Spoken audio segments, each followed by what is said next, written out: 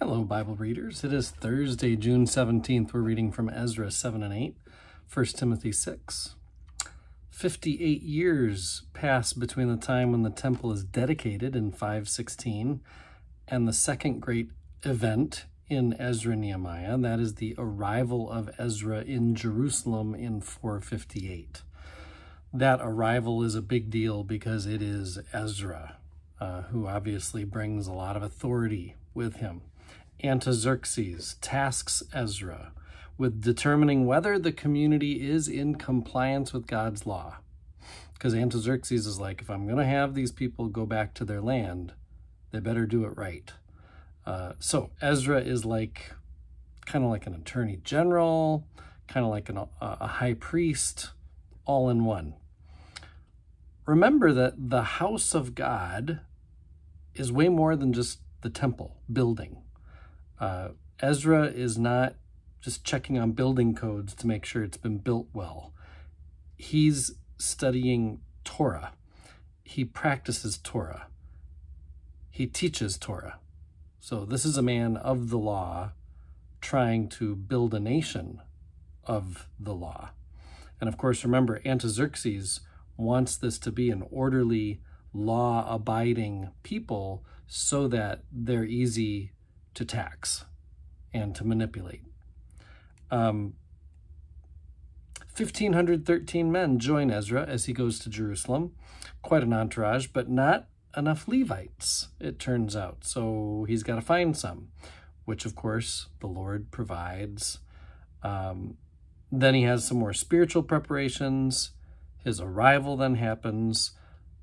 Basically, the whole course of events shows that God is with Ezra the whole way, helping keep him safe and make the best discernible choices he can. 1 Timothy puts wealth in its place. You know, I just read an article, I think it was this morning, that Jeff Bezos, the richest person in the world, Amazon's leader, his ex-wife just gave away over $4 billion to a bunch of different organizations. She's trying to give all of her money away, but she can't give it away faster than it's gaining value. It's incredible. And I thought of that as I was reading about how 1 Timothy would say that wealth is dangerous.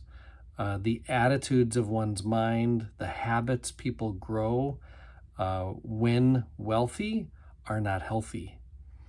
And so getting rid of it maybe is the best answer.